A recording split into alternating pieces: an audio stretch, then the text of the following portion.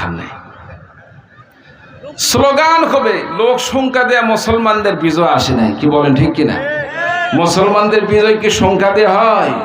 মুসলমানদের সংখ্যা দিয়ে কোনোদিন বিজয় আসে না। আল্লাহ তাআলা মুসলমানদের বিজয় দান করেছেন ইমানি পাওয়ার দিয়ে। চিন্তা করুন ঠিক কিনা? আল্লাহ তাআলা যদি সংখ্যা দিয়ে বিজয়ের হিসাব করতেন, বদর যুদ্ধে মুসলমানরা 3 বার করে জবাই হতো। কি বলেন ঠিক কিনা? বদর যুদ্ধে 3 বার করে মুসলমানকে কাটা লাগতো। আল্লাহ তাআলা বিজয় দান করলেন কেন? বদর যুদ্ধে মুমিনদের পাওয়ার ছিল, ইমানি পাওয়ার ছিল। হয় খেলাফত নয়তো শাহাদত। প্রয়োজনে জীবন চলে যাবে, বাতিলের সাথে নতি স্বীকার করব না, আপোষ করব না। প্রয়োজনে নিজের জীবনকে আল্লাহর রাস্তায় কুরবানি করে দিব। কাফের মুশরিকদের সাথে কোনো আপোষ নয়, নয়তো আল্লাহ তাআলা আমাদেরকে বিজয় দান করে খেলাফত দান করবেন। বলুন সুবহানাল্লাহ। এবার আমরা সকলে একবার উচ্চ কণ্ঠে তাকবীর দিই, স্লোগান দিই, দেখি মহাদেবপুরবাসী আওয়াজ কেমন। কারণ নওগাঁ জেলার মধ্যে মহাদেবপুরের আলহামদুলিল্লাহ আলেমদের সংখ্যা কিন্তু অনেক বেশি। কি বলেন ঠিক না? আমাদের স্লোগান জানতে হবে। স্লোগানগুলো আমাদের প্রত্যেক মুসলমানদের জানা দরকার। কারণ স্লোগান যদি জানা না থাকে, মুসলমান তরবারি যুদ্ধে কিন্তু প্রকৃতপক্ষে বিজয় নয়। মুসলমান যখনই কোনো বিপদে পড়ছে, তরবারি থাক আর না থাক, তাকবীরের ধ্বনি তোলার সাথে সাথে কাফের মুশরিকগুলো পলায়ন করতে হুঁশ পায় নাই। চিল্লা বলুন ঠিক না? আল্লাহু আকবার ধ্বনি যখন ওঠে, কাফের মুশরিকরা কোন দিক দিয়ে পলায়ন করবে, পলায়ন করার রাস্তা খুঁজে পায় না। শয়তান কোন দিক দিয়ে পলায়ন করবে, রাস্তা খুঁজে পায় না। এজন্য মুসলমানদের মূলত তাকবীর এটাই হচ্ছে মুসলমানদের তরবারি, মুসলমানদের হাতিয়ার। মুসলিম কা শামশির নারায়ে তাকবীর, নারায়ে তাকবীর, আল্লাহু আকবার ধ্বনিটাই হচ্ছে মুসলমানদের মূল অস্ত্র, মূল তরবারি। সম্মানিত উপস্থিতি, এই জন্য দেখি তো একবার স্লোগান লাগাই। আপনাদের মূলত মহাদেবপুরবাসীর ইমানি পাওয়ার কেমন জানার দরকার আছে না? নাই? রাজি আছেন তো ইনশাআল্লাহ? লিল্লাহি তাকবীর, নারায়ে তাকবীর, আল কোরআনের আলো, আল হাদিসের আলো, কোরআন সুন্নাহ যেখানে, আলেম ওলামা যেখানে, সুদ ঘোষ যেখানে, নারায়ে তাকবীর। এই তো আছেন তো, দেখা যায়। সংখ্যা কম হার বেশি হোক সেটা বিষয় নয়, ইমানি জজবা থাকতে হবে। কি বলেন ঠিক না? আচ্ছা, মনে করেন প্রাইমারি আপনার সাথে যে সমস্ত ছাত্র ছিল, আপনি যখন অনার্স মাস্টার্স পড়ছেন, ওই ছাত্র সবগুলা কি মাস্টার্স পর্যন্ত পড়ছে? বুঝতে পারছে? পারে নাই। শেষ পর্যন্ত সে যে বুঝতে পারছে সেটাই হচ্ছে আসল ছাত্র। কি বলেন ঠিক না?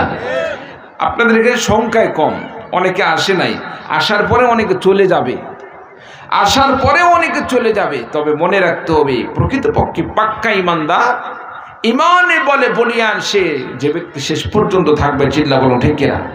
আল্লাহ তাআলা আমাদের সকলকে কবুল করুন। সকলে বলে আল্লাহুম্মা আমিন। আমার ভাইরা, আমার বন্ধুগণ, যুগে যুগে কাফির মুশরিকরা ইসলামের বিরুদ্ধাচরণ করে গিয়েছে। এখনো পর্যন্ত কাফের মুশরিকরা ইসলামের বিরুদ্ধাচরণ করে যাচ্ছে। পরাজিত শক্তি যারা ইসলামকে পরাজিত করার হাজারো চেষ্টা করেছিল, আলেমদেরকে নির্যাতন করেছিল, আলেমদেরকে জেলে কারাগারে আবদ্ধ রেখে দিনে দিনে অত্যাচার করেছে, জুলুম করেছে, নির্যাতন করেছে, রিমান্ড দিয়েছিল। এমনকি তারা যখন ওযু করার জন্য পানি চেয়েছে, পানির পরিবর্তে তাদেরকে আলেমদেরকে প্রস্তাব দেওয়া হয়েছিল।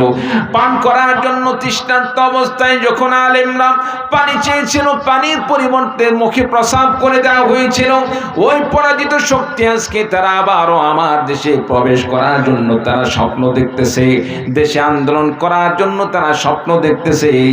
মহাদেবপুরবাসীর কাছ থেকে একটি জিনিস জানতে চাই, আল্লাহ রাব্বুল আলামিন হাজারো রক্তের বিনিময়ে আল্লাহ রাব্বুল আলামিন শত শত জীবনের পরিবর্তন আল্লাহ রাব্বুল আলামিন আপনাকে আমাকে স্বাধীন বাংলাদেশ দান করেছেন, স্বৈরাচার মুক্ত দান করেছেন।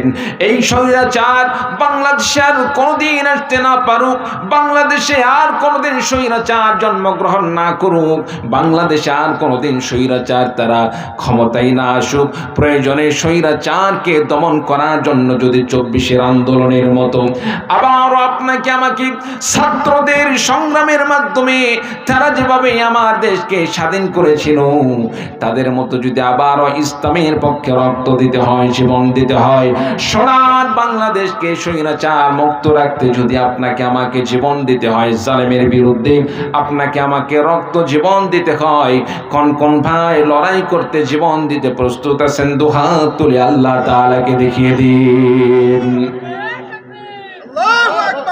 লিল্লাহি তাকবীর। আল কোরআনের আলো, আল হাদিসের আলো, তোমার নেতা আমার নেতা দিয়েছি তো রক্ত, রক্তের বন্যায় ইসলামের শত্রুরা, আলেম ওলামার শত্রুরা নারায়ে তাকবীর। বাস হাত্তামান। আমার ভাইরা, আমার বন্ধুগণ, আল্লাহ রাব্বুল আলামিন আপনাকে আমাকে ঈমান দান করেছেন। আল্লাহ রাব্বুল আলামিন মুমিন হিসাবে আপনাকে আমাকে আপনার আমার জীবন পরিচালনা করার জন্য একটি গাইড বুক দান করেছেন, পবিত্র কোরআন কারীম। মুসলমানের জন্য আল্লাহ রাব্বুল আলামিন সংবিধান দান করেছেন, পবিত্র Quran Kareem. Islam is the complete code of life. মানুষের জীবন পরিচালনার জন্য পরিপূর্ণ যে বিধান, সেটা হচ্ছে কোরআন কারীম।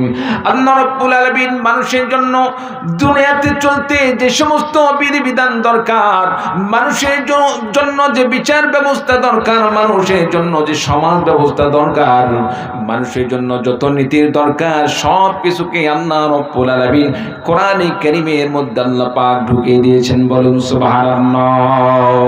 সুতরাং দুনিয়াতে যারা আল্লাহ দেওয়া বিধান বাদ দিয়ে মানব রচিত বিধান দিয়ে সমাজ ব্যবস্থা পরিচালনা করে, যারা আল্লাহর দেওয়া বিধানকে অনুসরণ করতে পারে না, তারা প্রকৃতপক্ষে তারা মুসলমান না, তারা ঈমানদার নয়।